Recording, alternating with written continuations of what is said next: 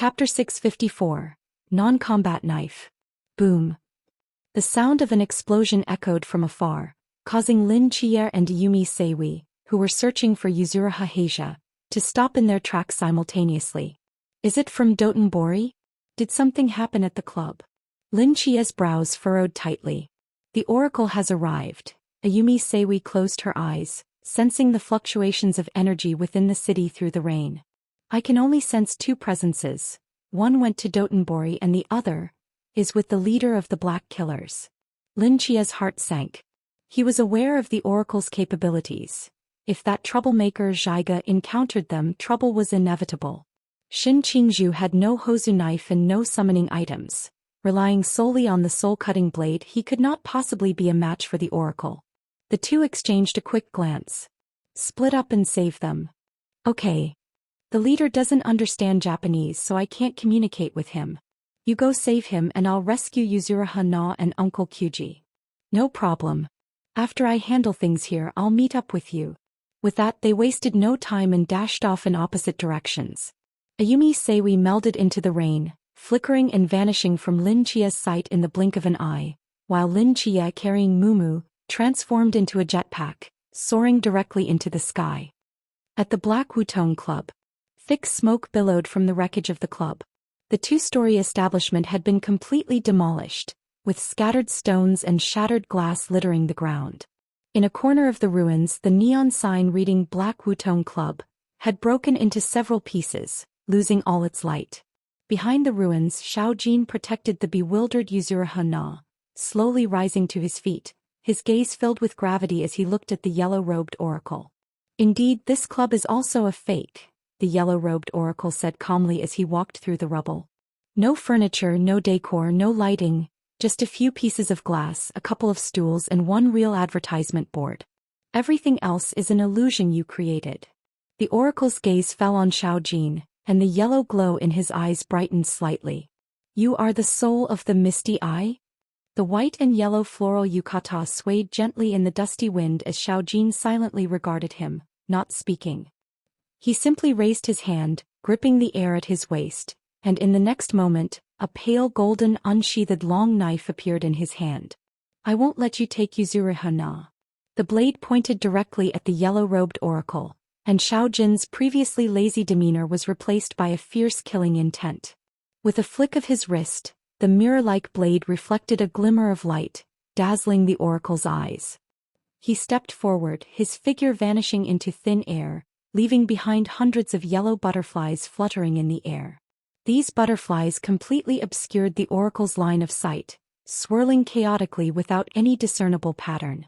The yellow glow in the oracle's left eye trembled rapidly, failing to lock onto Xiao Jin's figure. When he reappeared, the blade was already at the oracle's face. The yellow-robed oracle sneered.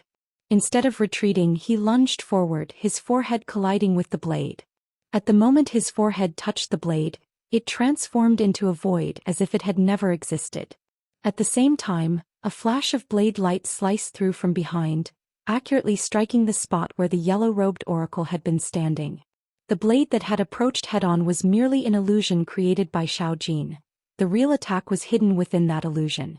Unfortunately, the yellow-robed oracle had already seen through it. He turned his head, a faint yellow glow emanating from his palm, and with lightning speed he struck Xiao Jin's chest. Boom! Xiao Jin let out a muffled grunt, his body flying backward like a drifting kite. He plunged the blade into the ground to stabilize himself. Without your master by your side relying solely on you, a mere soul is far too weak, the yellow-robed oracle said indifferently. Yuzuru Haheja has separated himself from his soul, like breaking a knife in half. Both sides' powers will significantly diminish. It's an incredibly foolish decision. Yuzuru Haheja? Hearing those four words, Yuzuru Hana, standing nearby, suddenly froze in place. Wasn't he dead? Xiao Jin took a deep breath, standing protectively in front of Yuzuru Hana, silently raising the long knife in his hand, his eyes filled with determination. Foolish soul. The yellow-robed oracle shook his head slightly, stepping forward again. He moved like a yellow lightning bolt through the air, his right fist clenched, carrying terrifying power as it smashed toward the long knife in Xiao Jin's hand. Boom! This punch directly shattered 2 streets in Dotonbori, and panicked shouts emerged from the smoke. Fortunately, this area was far from the center of Dotonbori with a sparse crowd, so no injuries were reported. At the same time, a figure quietly appeared behind the yellow-robed oracle, the blade aimed directly at the oracle's heart. Useless. Misty Eye is not a combat knife. When you emit killing intent, all illusions will self-resolve. You can never harm me, the yellow-robed oracle stated calmly. He ignored the blade aimed at his heart and reached out his right hand, grasping a blade that had appeared from thin air. A faint yellow glow radiated from his palm, and the blade's edge couldn't even cut his skin. Xiao Jin gripped the hilt, narrowing his eyes at the yellow-robed oracle. Perhaps. I never intended to kill you. As the words fell, the yellow-robed oracle was momentarily taken aback. In the next moment, the blade he held transformed into butterflies, fluttering out of his grasp, while Xiao Jin's figure in front of him also vanished. It was another illusion. Realizing something, he abruptly turned his head, only to see that at some point, Xiao Jin had already carried Yuzuru Hana, leaping between buildings at an astonishing speed, rapidly escaping from the scene. Trying to escape? The yellow-robed oracle sneered. Unfortunately, I have already locked onto you. The yellow glow in his left eye brightened once more. He forcefully stomped his feet on the ground, launching himself like a cannonball, racing after Xiao Jin at several times his speed. His figure streaked across the pitch-black night sky, accurately crashing down toward the fleeing Xiao Jin and Yuzuru Hana, like a yellow meteor falling to earth, carrying incredible kinetic energy as it landed in front of their escape route. Bang! A dull thud echoed and the ground cracked open inch by inch. Feeling the oracle's murderous gaze, Xiao Jin's brows furrowed tightly. At that moment, raindrops began to fall from the sky once again. Xiao Jin was momentarily stunned. He looked up at the sky, a smile appearing at the corner of his mouth. Reinforcements had finally arrived. Chapter 655. The Scheme of Yuzu Pair and Hei's. The yellow robe oracle seemed to sense something, and his expression gradually darkened. Clang! A crisp sound of a blade rang out from the curtain of rain, as a boy dressed in a blue-gray floral kimono suddenly appeared in midair. At his waist, a deep blue long sword was drawn, slicing through the air in an arc, like a crescent moon aimed at the body of the yellow robe oracle. The yellow robe oracle reacted extremely quickly. He abruptly turned around and the yellow glow emanating from his body became blinding, transforming into 2 blazing golden rings of light that circled his wrists, colliding with the long sword that cut through the rain. He dared to catch half of the Misty Eye with his bare hands, but he did not dare to grab this rain collapse. After all, the destructive power of the former was not on the same level as the latter. The collision of the light rings and the long sword sent a whirlwind that scattered the rain suspended in the air. The yellow robe oracle stomped his right foot heavily on the ground, creating a massive pit and using the force to send Rain Palace Seiwi flying backward. Seiwi's figure lightly landed on a puddle, creating ripples, and he looked at the yellow robe oracle with a serious expression. Number 2 Oracle, Heart Disaster, he murmured to himself. As a wanted criminal of vengeful ghost level, Seiwi had a deep understanding of the oracles. Among the 7 oracles, number 2 Heart Disaster was the most troublesome. Although he had never faced the opponent directly, he had heard some things about this oracle from his master. Years ago, his master had clashed with this oracle a few times, and in the best-case scenario, they had only managed to reach a stalemate. And his master had also wielded the rain collapse back then. Seiwi brother. Yuzuru saw Seiwi emerge from the rain, executing that magnificent slash, her eyes filled with shock and confusion. She knew that Shikiya brother was very powerful, but she didn't expect that Koji brother also had special powers, and even more so, she didn't expect that Seiwi was also a hidden master. In this day and age, if one didn't have some combat power to face the oracles, were they even worthy of being a host? Could it be that everyone in this industry was that strong? Seiwi turned to glance at her. You're not hurt, right? No, I'm fine. Seiwi nodded slightly and shifted his gaze to Koji, noticing the golden sheathed long sword in his hand. He was momentarily taken aback, then seemed to understand something, his eyes filled with complexity. So you are the sword soul of Misty Eye. Koji smiled helplessly. It was the sword master who asked me to hide my identity in front of you. You are the sword soul, which means Uncle Kyuji is. Yeah. Seiwi fell into silence. Misty Eye was one of the 2 Katsuji swords once held by Yuzuri Kurotetsu. Since Koji was the sword soul, Yuzuri Kurotetsu's identity was already clear. The manager of the Black Wutong Club, Uncle Kyuji. Seiwi had met Yuzuri Kurotetsu before, but it was evident that the latter had used the power of Misty Eye to hypnotize everyone who had seen him, concealing his true appearance and leaving everyone's impression of him based on Kyuji. Even the existence of the Black Wutong Club was not entirely real. The question then was, did Lin Shikiya, Yuzuriha and he entering the Black Wutong Club happen by coincidence, or was it? According to Lin Shikiya, he came to the Black Wutong Club because he encountered the kind-hearted Uncle Kyuji, who was preparing to deliver food to Yuzuriha in a secluded alley in Dotonbori. He was then brought back to the club, and after Lin Shikiya took a shower, Uncle Kyuji was stunned by his beauty, offered him a high salary and made grand promises, thus keeping Lin Shikiya there, and Yuzuriha followed suit. If the letter that Hanzawa Tsukasa received was indeed sent by Yuzuri Kurotetsu himself, then Yuzuriha was not involved in the trap he set, and he could not possibly drag his daughter into this dangerous vortex. After he used the power of Misty Eye to feign death and escape from the oracle, the trap unfolded, which should only involve Yuzuri Kurotetsu, Hanzawa Tsukasa, the Black Kill Group, and at most Seiwi himself. However, Hanzawa Tsukasa managed to find Yuzuriha's whereabouts through the dark lines of the Kazumitsuri family and forcibly pulled her into the trap, even bringing along Lin Shikiya, who appeared out of nowhere. If his daughter was dragged into this vortex, Yuzuri Kurotetsu's instinctive reaction should have been to protect her. In this way, Lin Shikiya and Yuzuriha's coincidental entry into the Black Wutong Club made perfect sense. Perhaps when the 2 of them first entered Osaka, Yuzuri Kurotetsu was already secretly watching them, and even after the Yamazaki Bridge was severed, he followed Yuzuriha all the way to Dotonbori, then pretended to find her by chance and brought her into the club. For Yuzuri Kurotetsu, keeping his daughter by his side amidst this chaotic situation was the safest option. Now, as Seiwi thought carefully, his own journey into the club seemed too smooth. He received a flyer from the noodle shop owner, went for an interview and was smoothly retained, even receiving a high salary. If Yuzuri Kurotetsu didn't intervene at all during this process, he wouldn't believe it. So what was his purpose in doing this? If the ultimate goal of this trap truly pointed to Pure Land as the prophecy said, then Yuzuri Kurotetsu's target should be the same as what Lin Shikiya thought, the 5th of the Katsuji swords, Black Rope. This sword had always been in the hands of the Hanzawa family, and Hanzawa Tsukasa had been in Tokyo all along.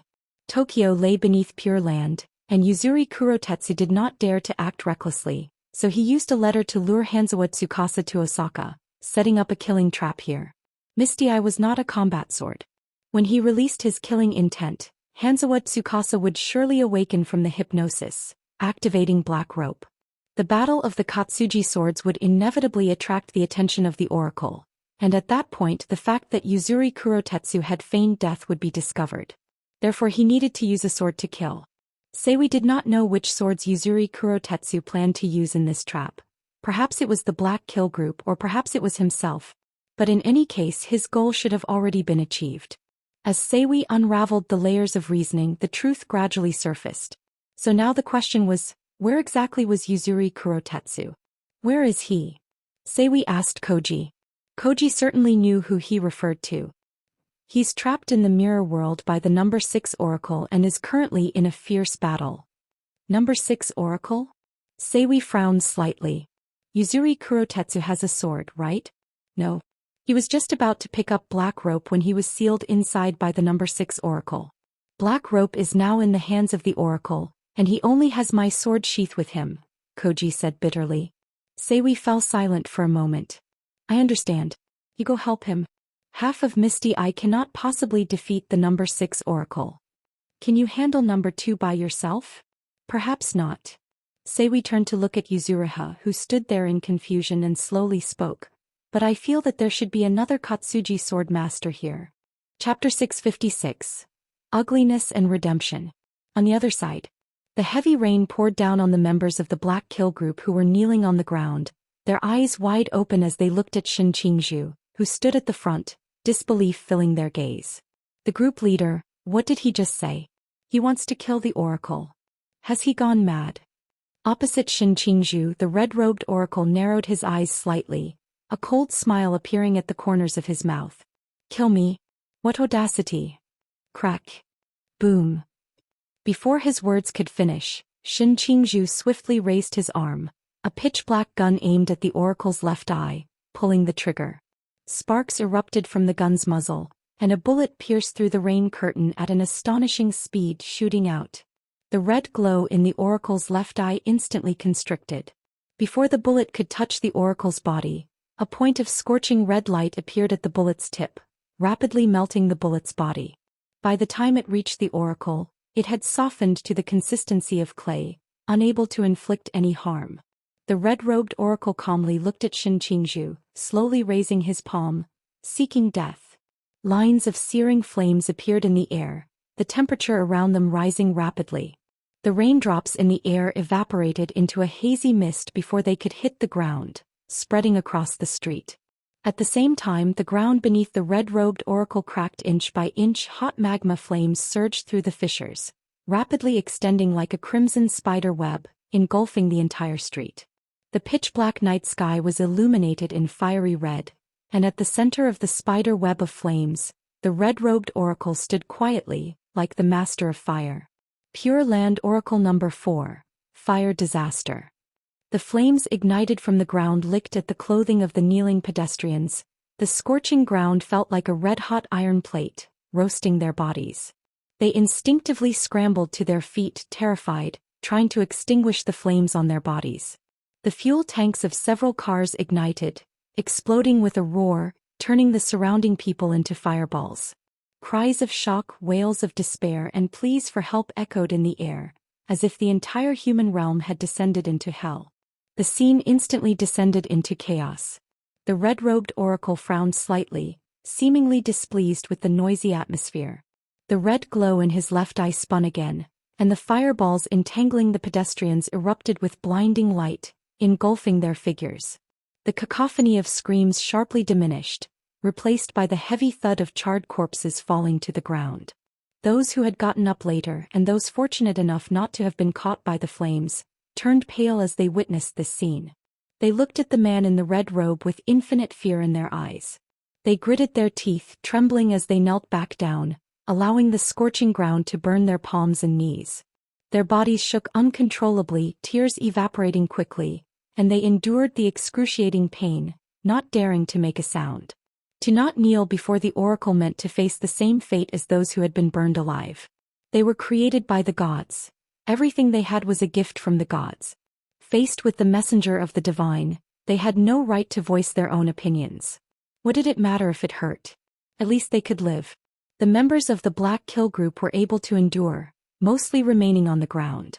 Because of this, the insides of their palms had been completely scorched, their expressions filled with immense pain, only able to let out helpless low growls. But if this continued, the vehicles around them would eventually catch fire and they would all perish. Suffocating despair loomed over everyone's hearts. At that moment, a voice suddenly echoed in their ears. Go. Akanesuk Ken and the other members of the Black Kill group simultaneously raised their heads, looking at the figure draped in a flowing cloud cloak, calmly standing before them.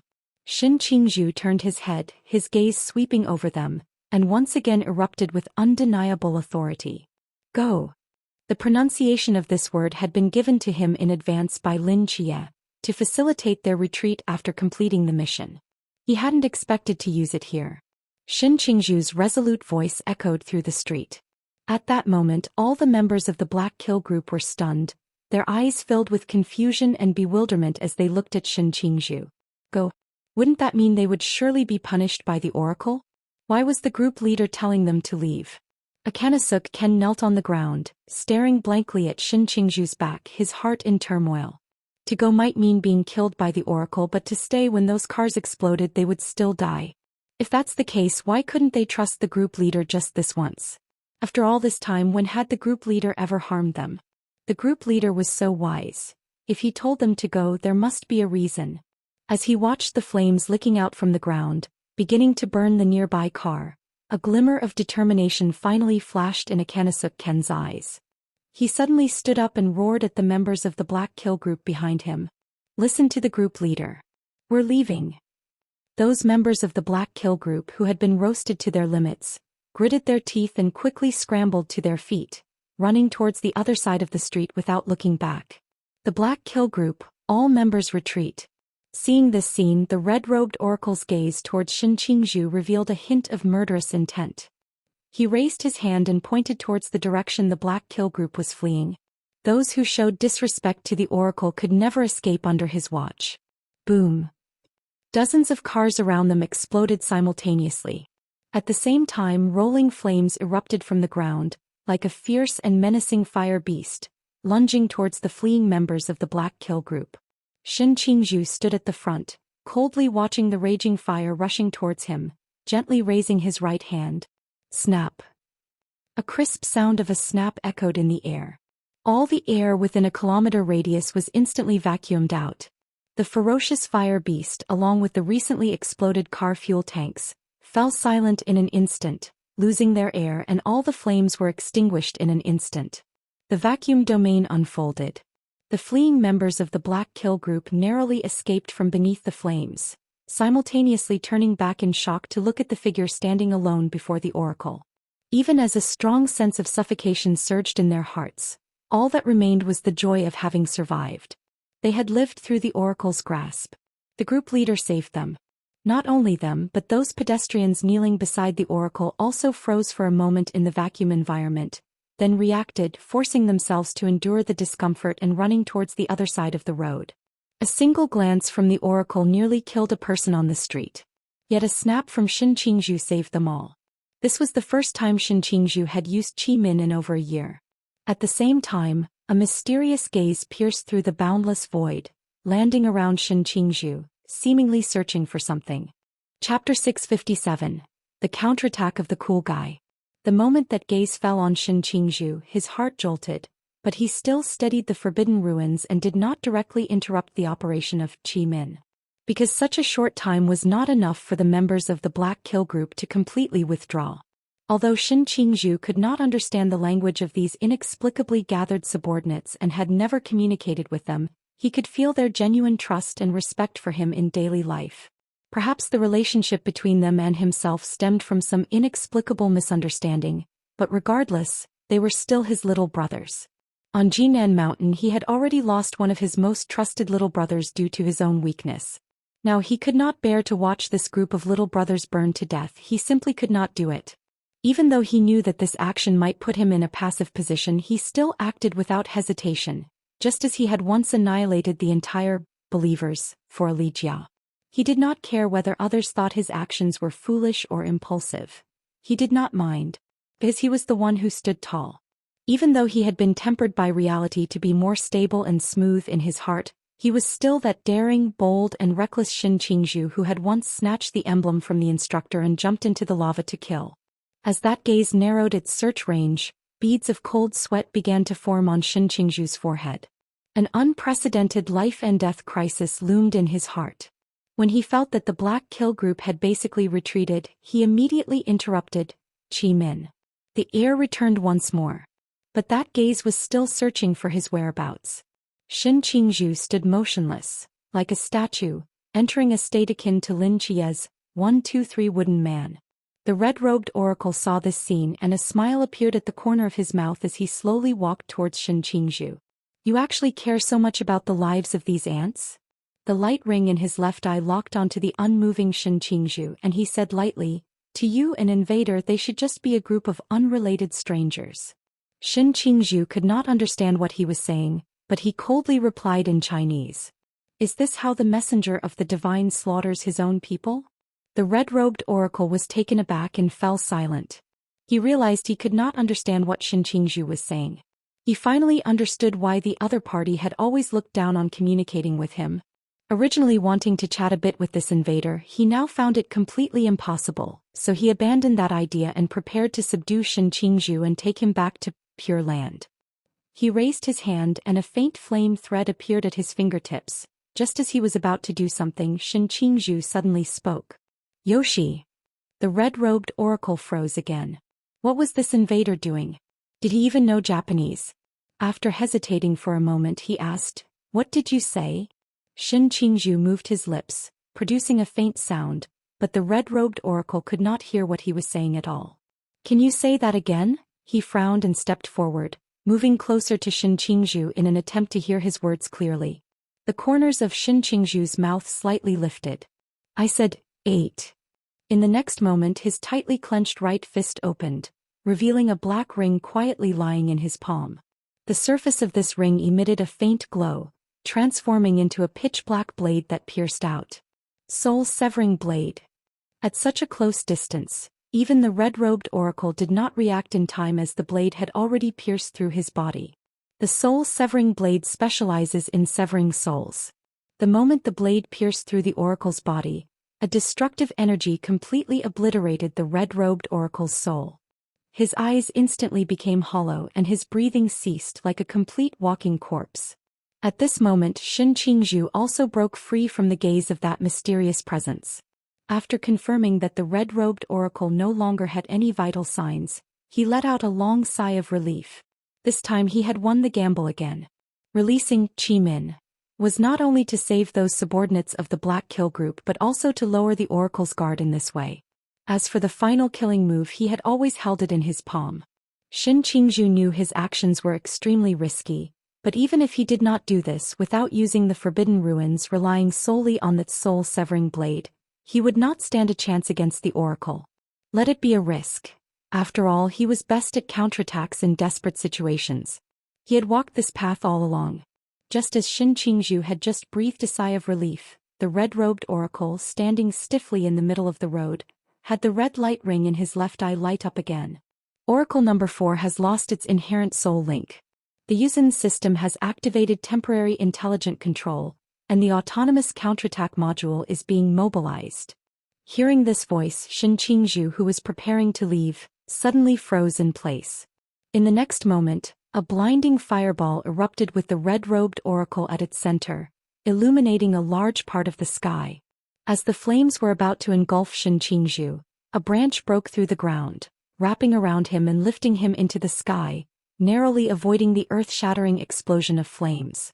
This branch carried Shin Qingzhu far away to a rooftop, releasing him.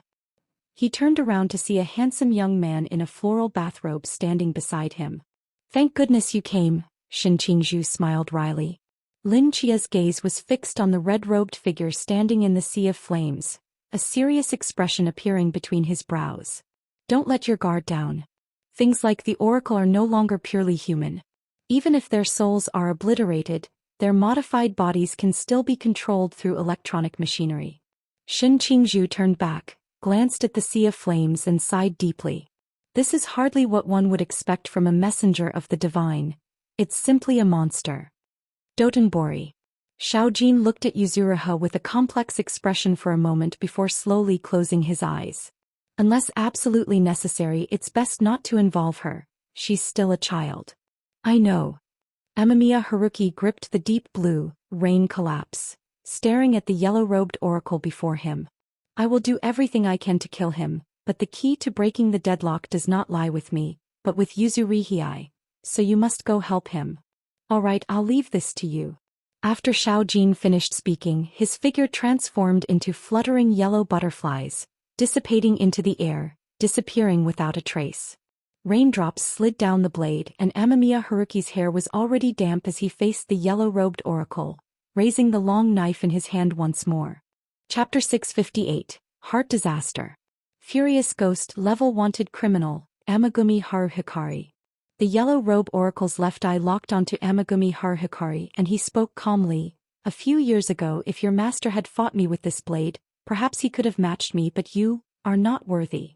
Amagumi Haruhikari narrowed his eyes, a burning fighting spirit igniting within them. "How would you know without trying?" As soon as he finished speaking, his figure flickered and vanished into the rain, followed by a flash of blade light slicing through the air at an extremely tricky angle toward the yellow-robe oracle. The yellow-robe oracle's eye locked onto a corner, and his hands raised the light wheels with lightning speed, colliding with the deep blue long knife as if he had foreseen the attack. He looked at Amagumi Haruhikari's serious expression behind the blade and a mocking smile appeared at the corner of his mouth. Your swordsmanship and the use of rain collapse were taught to you by your master. He lost to me so many times back then that I have long since figured out your techniques. Your blade cannot harm me. The light wheel deflected, rain collapse, and the yellow robe oracle's right fist surged toward Amagami Haruhikari's face. The blinding light wheel traced a golden arc in the air, momentarily darkening Amagami Haruhikari's vision. He gritted his teeth, enduring the excruciating pain in his eyes, tracking the trajectory of the light wheel, and raised his long knife again in a flash, narrowly blocking the attack. Bang! The yellow robe oracle seemed to have anticipated his move, sidestepping in the rain and delivering a heavy kick to Amagami Haruhikari's chest, producing a dull thud. Amagami Haruhikari was sent flying, barely stabilizing himself in midair before stumbling back to the ground. He covered his eye, which had been burned by the light wheel, coughed a few times, and then raised his head again, squinting at the yellow robe oracle who was slowly approaching.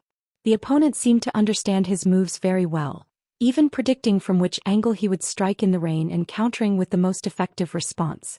Just as his master had said, the second oracle was an extremely tricky character. The limit of the Hozu knife was determined when it was forged, but how much of its power can be unleashed depends on the wielder. The yellow robe oracle continued walking. Your use of rain collapse has reached a certain level, but compared to your master's mastery of rain collapse, there is still a significant gap. If your master could unleash 95% of rain collapse, back then you now can barely manage 60%, just scraping by. If you want to defeat me, practice for another 10 years. Barely scraping by. Amagami Haruhikari gripped the deep blue long knife tightly, watching the yellow robe oracle approach through the rain. The terrifying pressure he exuded surpassed every oracle he had encountered, and he knew very well that even now this oracle had not used his full strength. If this continued, he would never be able to defeat him, and the opponent possessed the power to listen to thoughts over a wide area, making escape nearly impossible. He had to take a gamble. Amagami Haruhikari took a deep breath, as if making a firm decision, a resolute glint appearing in his eyes. He bit down hard on his tongue, the metallic taste flooding his mouth, and he suddenly sprayed a mist of blood onto the blade of rain collapse. The blood mist mixed with the rainwater, adhering to the surface of the blade, and the originally deep blue blade was stained with an eerie blood red. He gripped the hilt, turned the blade, and forcefully plunged it into the puddle formed by the rain beneath him. At the same time, in the reflection of the puddle, the white-clad, white-haired blade spirit drew out an identical rain collapse from its waist, inserting it into the puddle from the other side, the shadows of the two long knives overlapping. Boom! An invisible shockwave exploded outward from Amagami Haruhikari, the blue-gray floral bathrobe rustling loudly. His black hair began to visibly turn white, and an indescribable aura emerged in his piercing eyes. In the puddle, the reflection of the white-clad, white-haired blade spirit was gradually fading. He and the blade spirit were merging into one. At the moment the blade spirit's reflection completely vanished, Amagami Haruhikari forcefully pulled rain collapse out of the puddle, the blade vibrating with a soft chime. His hair, now white and drenched in rain, transformed his entire demeanor dramatically. The white-haired Amagami stood amidst the ruins, gripping the blood-stained deep blue long knife, his eyes radiating a chilling, killing intent. Yuri Rina stood behind Amagami Haruhikari, staring blankly at his back, feeling that this moment's Amagami brother seemed somewhat unfamiliar. Rain god? The yellow robe oracle frowned slightly upon witnessing this scene. You actually managed to merge with the blade spirit to this extent. It seems your potential is much higher than your master's. However, this state must consume your lifespan, right? Doesn't matter. The white-haired Amagami replied calmly, as long as I can live to witness the day this country is overthrown, that is enough. As he spoke, he slowly raised the blood-stained rain collapse, and in an instant, a torrent of raindrops falling from the sky seemed to be strung together by an invisible thread, condensing into a nearly thicknessless rain line as it fell with the blade's slash. The yellow robe oracle's pupils slightly contracted and he quickly dodged, but the speed of the rain line was too fast. Half of his left hand was still grazed by the line. Boom! Behind the spot where the yellow robe oracle had been standing, towering buildings were sliced in half, the cuts smooth and clean. Under the night sky they collapsed with a thunderous roar, the sound echoing like thunder. This strike had directly severed a significant portion of Dotonbori. At the same time, a thin line of blood appeared on the Yellow Robe Oracle's left hand. Half of his palm had been sliced open by the rain line, floating away, blood spraying out. The Yellow Robe Oracle's expression darkened slightly.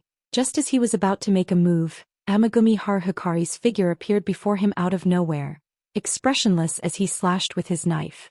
This time the nearly thicknessless rain line sliced him in half from the center.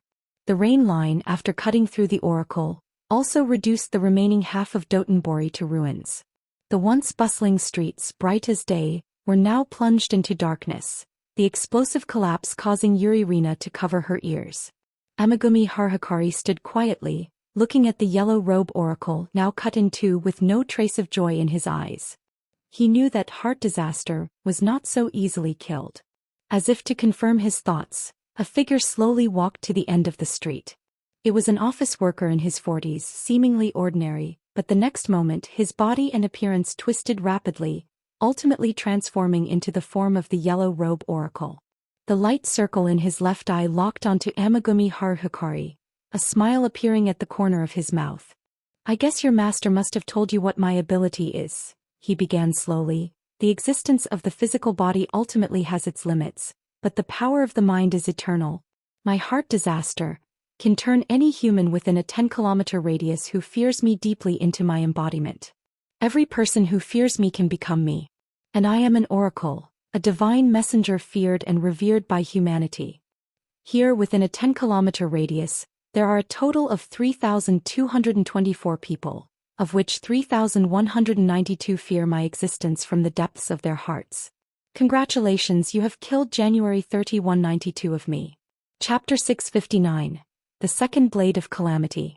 As the voice of the Yellow Robe Oracle fell, one after another figures of passers-by emerged from the darkness, filling the street behind him. These were all people controlled by the heart calamity of the Yellow Robe Oracle, who had come from various places to this street. They knelt silently behind the Yellow Robe Oracle like a tide, their foreheads pressed tightly to the ground, trembling like submissive servants offering their loyalty to their master. In this country everyone must worship the gods. And the divine messengers walking among humans represent the will of the gods. They are beings that everyone must revere. Over generations, this reverence and unconditional obedience have gradually evolved into fear. And fear is the nourishment of the heart calamity. Among 3,224 people within a 10-kilometer radius, 3,192 met the condition of deeply fearing his existence. This means that unless all 3,192 of these people die, the Yellow Robe Oracle himself is immortal. This is the most troublesome of the 7 oracles, the second oracle, Heart Calamity. This power does not actually stem from the abilities of the Yellow Robe Oracle himself, but rather from the cultural history and environment of this country. If he were thrown into the Great Xia, very few people would fear the existence of any oracle. The candidates he could turn into his physical form would be pitifully few, and killing him would be as easy as pie. But in this nation that worships the gods, he, as a divine messenger, has nearly endless substitutes wherever he goes. This is also why Amagumi Haruhikari's master has repeatedly been defeated by the second oracle. As time passed, more and more people gathered behind the Yellow Robe Oracle, kneeling on the ground. Over 300 had already done so, and nearly 3,000 substitutes were either on their way or already hidden nearby. Now, Amagumi Haruhikari had only 2 choices. Either kill these 3,000 civilians as quickly as possible and then kill the Yellow Robe Oracle again, or wait for the Yellow Robe Oracle to possess them one by one before killing them, which would be equivalent to killing the Yellow Robe Oracle over 3,000 times. The first choice seemed the simplest, but even so it was extremely difficult to accomplish. The Yellow Robe Oracle would never allow him to kill these 3,000 substitutes, and even if Amagumi Haruhikari did manage to kill them all, as long as the Yellow Robe Oracle took a few steps and moved to another location, he could regain new substitutes. In this country, in the city, trying to kill him is as difficult as ascending to heaven. Moreover, Amagumi Haruhikari's current rain god state cannot be maintained indefinitely. It comes at the cost of his lifespan. Once his lifespan is exhausted, he could very well die on the spot. The Yellow Robe Oracle can afford to expend resources, He cannot. Relying solely on himself, he cannot defeat the heart calamity. After hesitating for a moment, Amagumi Haruhikari looked at Yuzuru Harin, who was standing to the side, his gaze filled with complexity. Little Yuzuriha, I need your power. Amagumi Haruhikari swayed and stepped through the rain curtain to stand before Yuzuru Harin, speaking earnestly. Me. Yuzuru Harin froze as the voice of the Yellow Robe Oracle fell. One after another, figures of passers-by emerged from the darkness, filling the street behind him. These were all people controlled by the heart calamity of the Yellow Robe Oracle, who had come from various places to this street. They knelt silently behind the Yellow Robe Oracle like a tide, their foreheads pressed tightly to the ground, trembling like submissive servants offering their loyalty to their master. In this country, everyone must worship the deities. The divine messengers walking among humans represent the will of the gods. They are beings that everyone must revere. Over generations, this reverence and unconditional obedience have gradually evolved into fear. And fear is the nourishment for the heart calamity. Among 3,224 people within a 10-kilometer radius, 3,192 met the condition of deeply fearing his existence, which meant that unless all 3,192 of them died, the Yellow Robe Oracle himself was immortal. This is the most troublesome of the 7 oracles, the second oracle, heart calamity. This power does not actually stem from the abilities of the Yellow Robe Oracle himself, but rather from the cultural history and environment of this country. If he were thrown into the Great Xia, very few people would fear the existence of any oracle. The candidates he could turn into his physical form would be pitifully few, and killing him would be as easy as pie. But in this current land of worship, he, as a divine messenger, has nearly endless substitutes wherever he goes. This is also why Amagumi Haruhikari's master has repeatedly been defeated by the second oracle. As time passed, more and more people gathered behind the Yellow Robe Oracle, kneeling on the ground. Over 300 had already arrived, with nearly 3,000 more substitutes either on their way or already hidden nearby. Now, Amagumi Haruhikari had only 2 choices. Either kill these 3,000 civilians as quickly as possible and then kill the Yellow Robe Oracle again, or wait for the Yellow Robe Oracle to possess them one by one before killing them, which would be equivalent to killing the Yellow Robe Oracle over 3,000 times. The first choice seemed the simplest, but even so it was extremely difficult to accomplish. The Yellow Robe Oracle would never allow him to kill these 3,000 substitutes, and even if Amagumi Haruhikari did manage to kill them all, as long as the Yellow Robe Oracle took a few steps and moved to another location, he would regain new substitutes. In this country, in the city, trying to kill him was as difficult as climbing to the sky.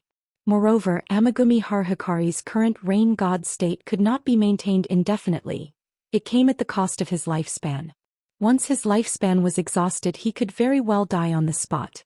The Yellow Robe Oracle could afford to expend his resources, but he could not. Relying solely on himself, he could not defeat the heart calamity.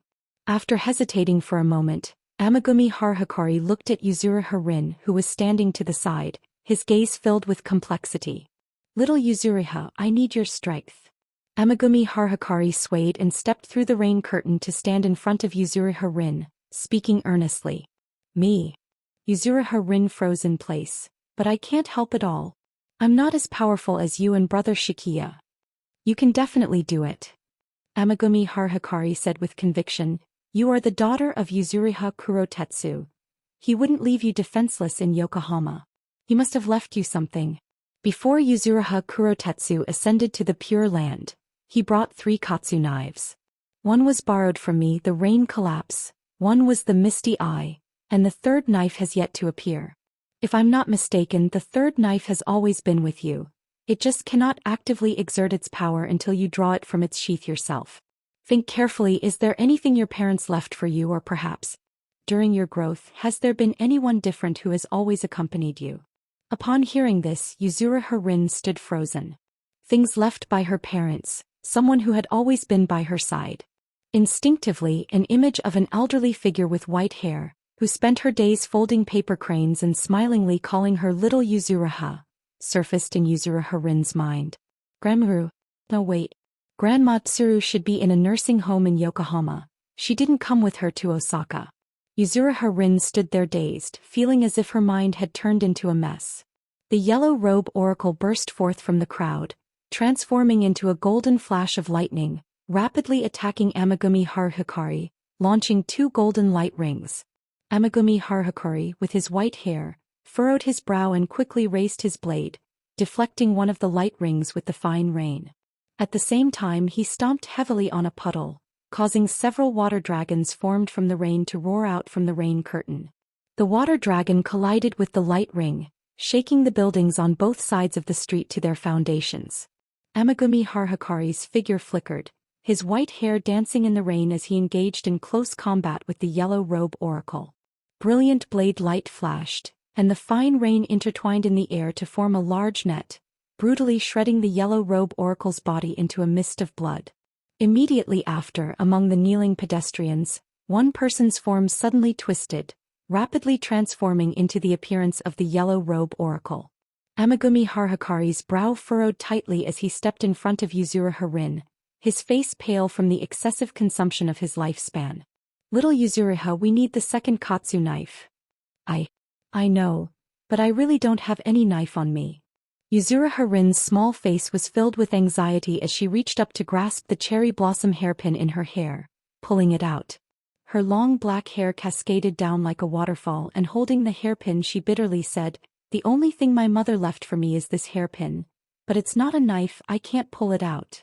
As her words fell, something seemed to drop from her clothing, landing in the puddle at her feet. Yuzuru Harin was taken aback and looked down. It was a paper crane. On the back of this paper crane was a charred mark resembling a bullet hole. It lay quietly in the puddle, yet it was not stained by a single drop of water. "This is..." Yuzuru Harin bent down, picked up the paper crane from the water and held it in her palm, her eyes filled with surprise. When did this paper crane get hidden in her clothes? She didn't remember putting a paper crane in her pocket when she left. No, wait. After arriving in Osaka, she had changed clothes several times. It wasn't her who put this paper crane in her clothes. It was this paper crane that had quietly hidden itself on her. Chapter 660. 1,000 Cranes. Yokohama City. A nursing home. The hazy moonlight filtered through the window, casting a soft glow on the neat white tiles, emitting a faint light.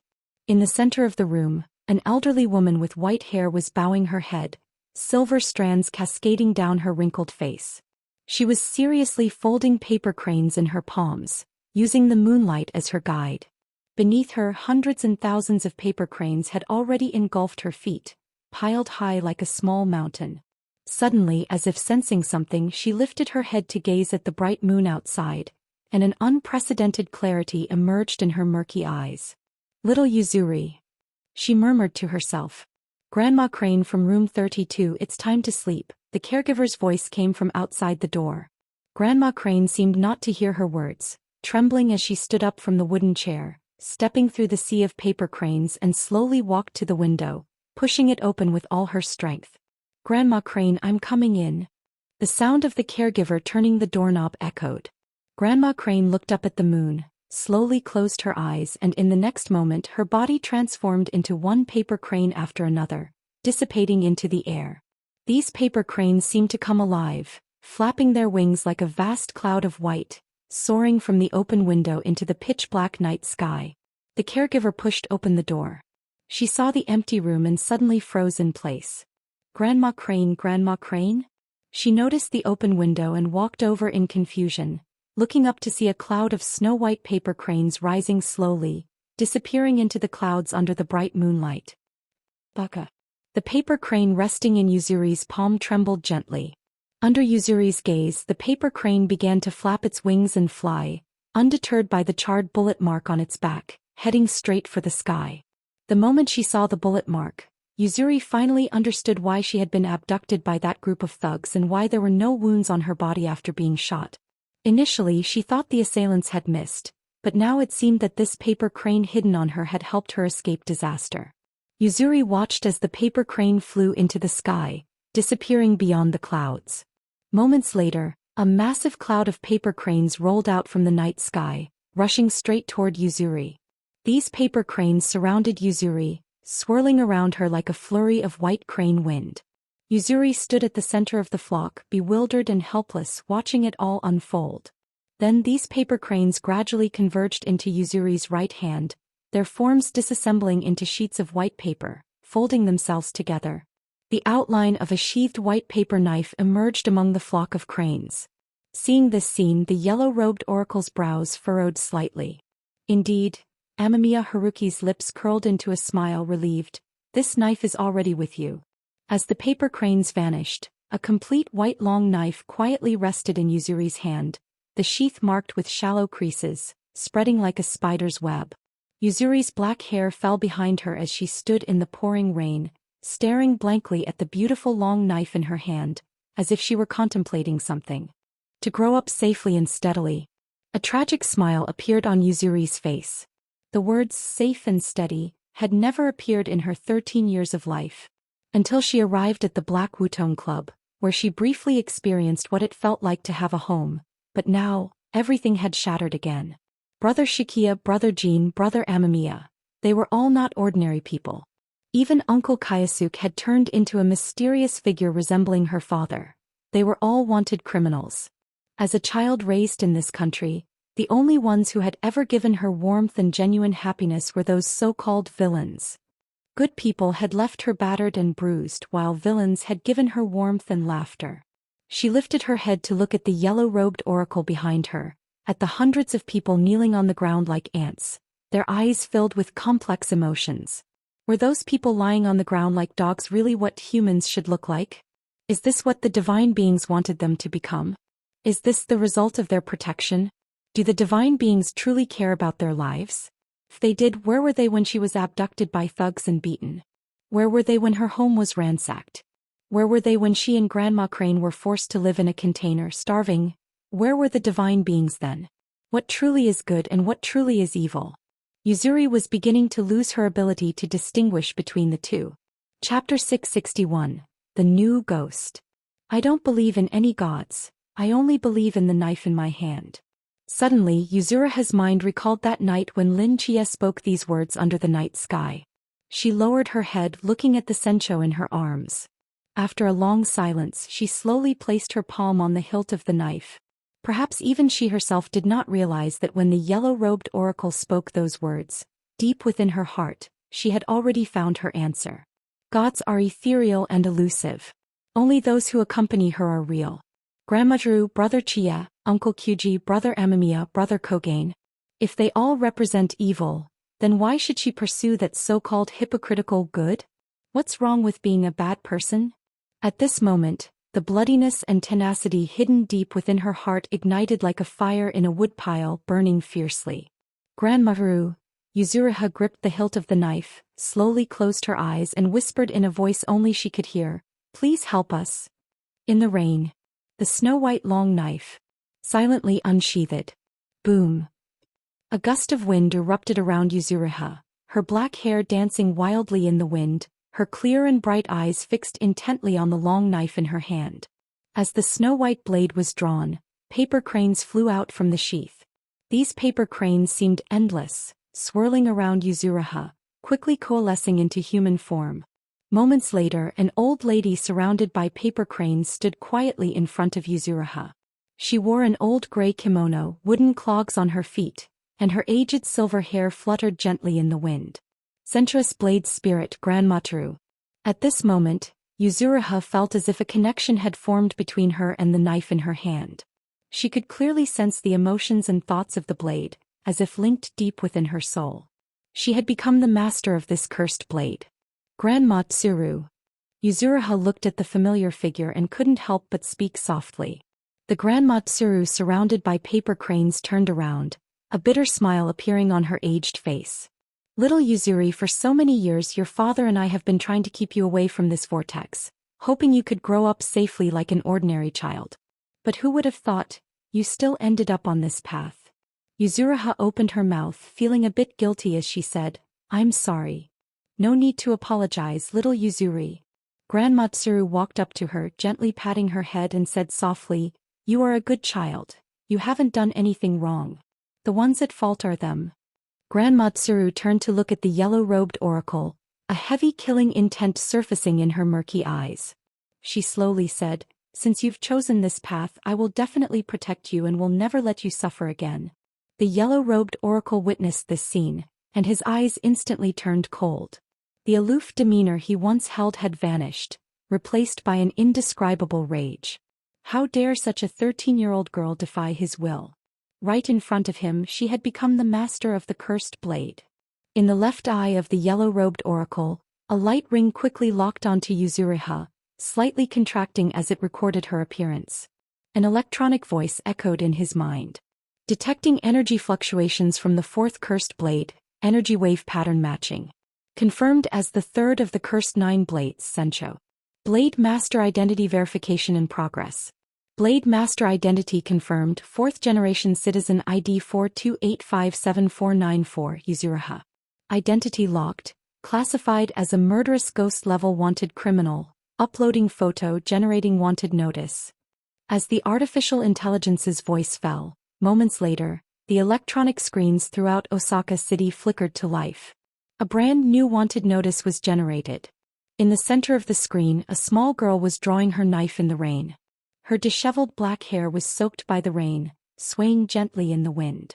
In her clear eyes was a maturity and determination not typical for her age, while paper cranes circled around her in the rain.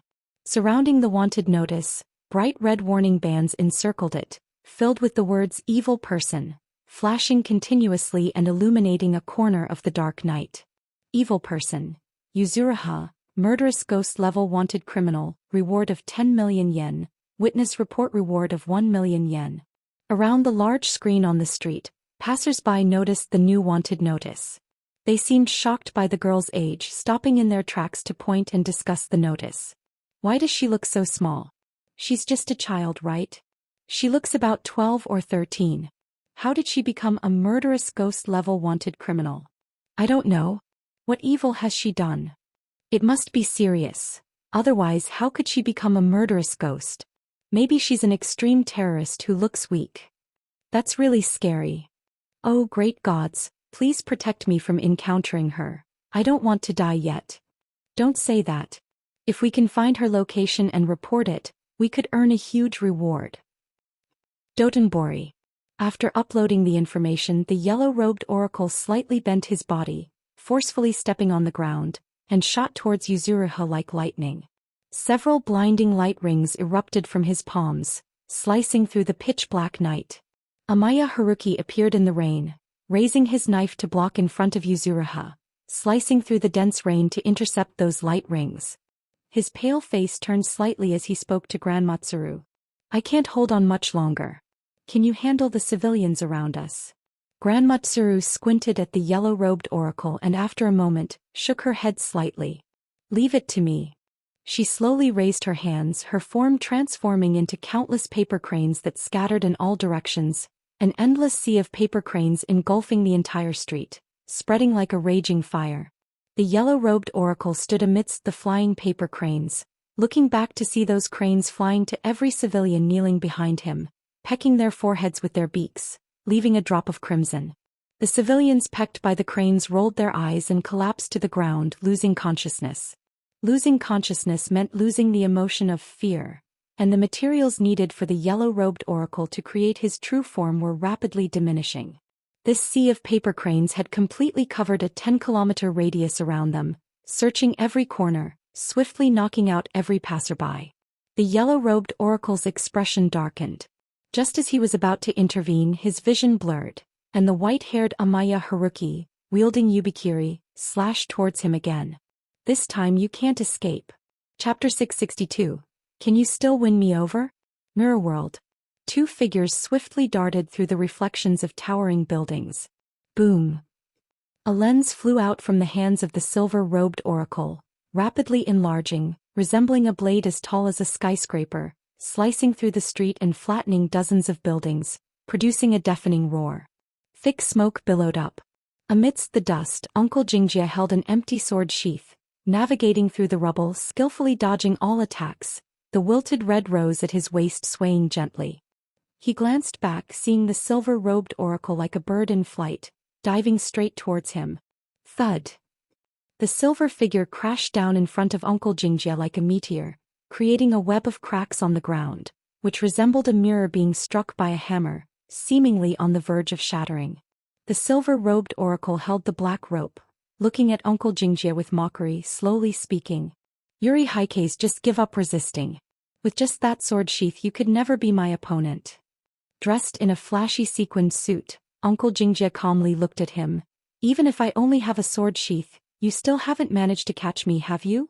The silver-robed oracle frowned slightly. Isn't that because your hypnosis and illusions are too cunning?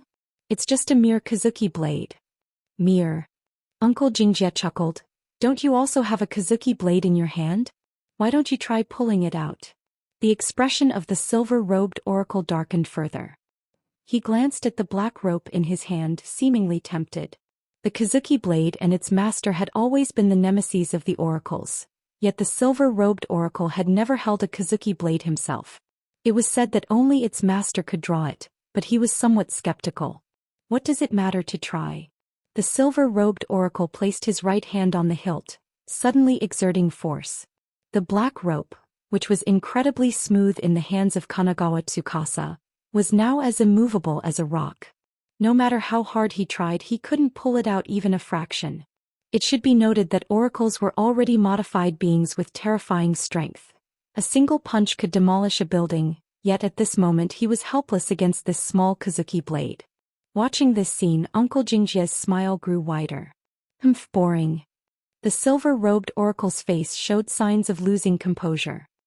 He returned the black rope to his palm and coldly said to Uncle Jingjie, "Are you stalling for time? What are you waiting for?